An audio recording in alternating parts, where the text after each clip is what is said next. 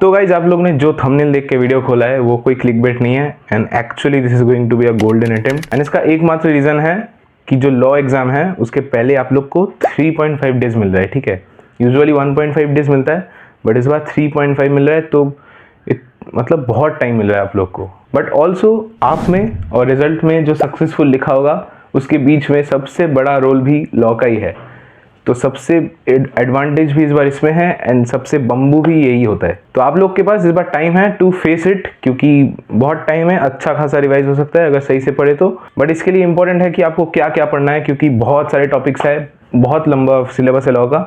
But इसमें से important बस कुछ कुछ है, वही आज बताने वाला हूँ मैं। तो जल्दी से कॉपी पेन लेके आओ एंड लिख लो इसको। बार बार तो वीडियो में नहीं आओगे ना, तो अभी से लिख लो, मतलब इसको देखो। ठीक है, एक एक इंपॉर्टेंट टॉपिक है, प्लीज कोई इसको ऐसे देख के मत छोड़ देना, इसमें से ही क्वेश्चन आएगा। And if you study really well, मतलब सारे कॉन्सेप्ट्स क्लियर है प्लस इनमें तुम ज्यादा फोकस करो तो भाई बहुत अच्छा स्कोर करोगे, 50+ 60+ भी आ सकते हैं। ठीक है, और depends on your writing practice. तो राइटिंग प्रैक्टिस के बारे में तो बहुत सारी वीडियोस बन चुकी है, तो वो देख लेना। तो सबसे पहले शुरू करते हैं इंडियन कॉन्ट्रैक्ट एक्ट। अगर तुम इसको छोड़ के जा रहे हो तो ऐसा मत करो, क्योंकि मोस्ट ऑफ द क्वेश्चंस, क्योंकि देखो एग्जाम एक फ्लो में चलता है ना, एंड इफ तुम अगर सपोज एग्जाम दे रहे हो एंड उसमें पहला क्वेश्चन ही इंडियन कॉन्ट्रैक्ट एक्ट का है, ठीक है, दूसरा भी है, हर क्वेश्चन में इंडियन कॉन्ट्रैक्ट एक्ट है, तो जब तुम पढ़ोगे और नहीं आएगा ना तो वो ऑटोमेटिक एक मेंटल सेटबैक हो जाता है कि भाई ये मुझे नहीं आ रहा। तो मतलब तुम वो पढ़ के नहीं जा रहे, पर उधर जाके एक एक्सपेक्टेशन होती है ना कि हाँ भाई ये देखूंगा, मैं करता रहूंगा, तो बस इसीलिए वो है। अब मैथ्स में अलग है, मैथ्स में देखो तुम ये कर रहे हो, ये आ रहा है, ये तुम कर दे रहे हो, ठीक है। बट लॉ में तुम पढ़ के जा रहे हो एक एक्सपेक्टेशन लेके, ठीक है, एक तो फटती है सबकी उससे, तो उस पॉइंट पे अगर तुमको कुछ ना आए ना तो वो और ज्यादा भयंकर हो जाता है। तो प्लीज इंडियन कॉन्ट्रैक्ट एक्ट कोई पूरी तरह छोड़ मत देना, थोड़ा थोड़ा कर लो, जो बोल रहा हूँ वो एटलीस्ट कर लो, ताकि कुछ कुछ आता है, पूरा छोड़ के मत जाओ प्लीज।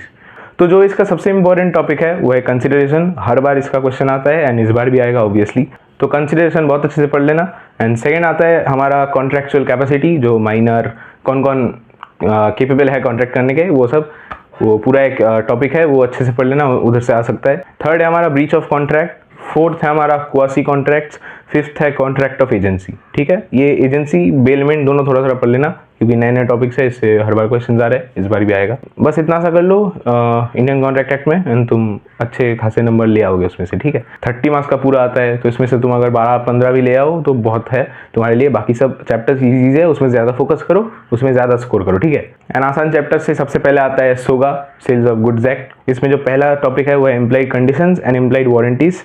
इसमें से भी ऑलमोस्ट हर बारी क्वेश्चन आता है एंड डायरेक्ट क्वेश्चन आने के भी चांसेस है, प्लस केस स्टडीज भी है, तो ये अच्छे से कर लेना। ठीक है, एंड जो सेकंड है वो है unpaid seller and his rights, ये है।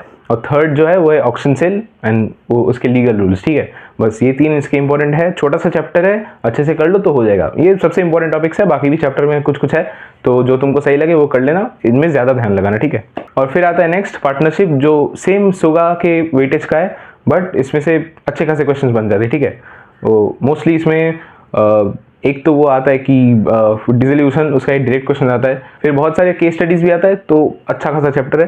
तो इसमें सबसे इंपॉर्टेंट टॉपिक है वो है राइट्स एंड ड्यूटीज पार्टनर के, सेकंड है types of partners and third है dissolution with and without court. ठीक है, यही है।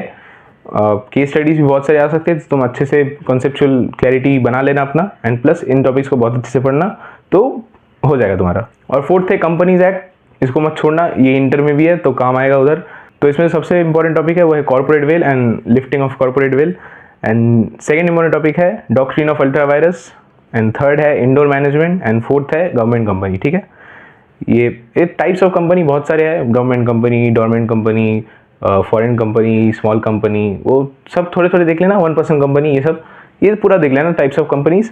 एंड जो corporate veil, doctrine of ultra vires and indoor management, ये तीनों अच्छे से कर लेना। ठीक है, एंड फोर्थ आता है नेगोशिएबल इंस्ट्रूमेंट एक्ट, उसमें सबसे इंपॉर्टेंट है सेक्शन 138 चेक बाउंसिंग का, सेकेंड है क्लासिफिकेशन ऑफ इंस्ट्रूमेंट्स, एम्बिगुअस इंचोइट, और थर्ड है रूल्स ऑफ कंपनसेशन। तो ये तीन बहुत अच्छे से कर लेना, एंड बाकी बचता है तुम्हारा एलएलपी और इंडियन रेगुलेटरी फ्रेमवर्क, तो दोनों ही छोटे छोटे चैप्टर है, वो तुम अपने हिसाब से जो जो बोर्ड लिखा होगा बुक में उससे कर लेना। ये इनमें ज़्यादा ध्यान देने की जरूरत नहीं है, बहुत 5-10 मार्क्स के क्वेश्चन आते हैं दोनों मिला के शायद, तो ईजी है वो हो जाएगा, इनमें ज़्यादा ध्यान दो, ठीक है। इनमें से भी जो सोगा पार्टनरशिप कंपनीज है इनमें तो बहुत ज़्यादा ध्यान दो, एंड फिर ICA नेगोशिएबल दोनों इक्वली कर लेना अच्छे से, तो तुम्हारा ऑलमोस्ट तुम पकड़ो 50+ तो बन रहे, ठीक है। And most important is writing practice, तो वो अच्छे से कर लेना। तो बहुत सारे जो बुक मैंने बोला था वो खरीद सकते हो, अर्जुन छाबड़ा से कर सकते हो, किसी से भी कर सकते हो, वो तुम्हारे ऊपर, बट राइटिंग प्रैक्टिस बहुत अच्छे से होनी चाहिए। तो ये सारे जो इंपॉर्टेंट टॉपिक्स बोले इन सब का ज्ञान मिला के और प्लस तुम्हारा जो राइटिंग प्रैक्टिस है वो मिला के तुम अच्छे से अगर लिख के आओ ना, टाइम बहुत है, रिविजन का मौका बहुत मिलेगा, ठीक है।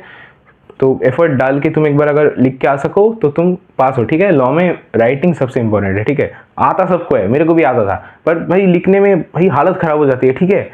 इसलिए सबसे ज़्यादा फिर लॉ में ही करते हैं, ठीक है। तो आई होप इस बार पेपर थोड़ा ठीक बने, बट टाइम है, बट उसका डर भी है कि हाँ every action as a equal and opposite reaction, तो टफ भी बन सकता है पेपर। मोस्ट इंपॉर्टेंट इज तुम अपना 100% दो, 110% दो, ठीक है। तो तुम आराम से कर सकते हो, ठीक है, ज़्यादा डरने का नहीं।